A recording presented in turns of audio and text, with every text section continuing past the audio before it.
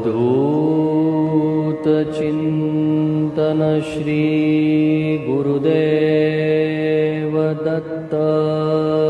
या मंत्राचा अर्थ आहे अवधूत म्हणजे सर्व प्रकारच्या सांसारिक इच्छा, आसक्ती आणि बंधनांपासून पूर्णपणे मुक्त असलेली व्यक्ती, अर्थात संन्यास आश्रमामधील सर्वोच्च अवस्था जी प्रकृतीच्या सर्व विकारांपासून विरक्त असते। चिंतन म्हणजे विचार करणे, मनन करणे। श्री म्हणजे आदरणीय किंवा पूजनीय, गुरुदेव म्हणजे गुरु आणि दत्त म्हणजे दत्तात्रेय।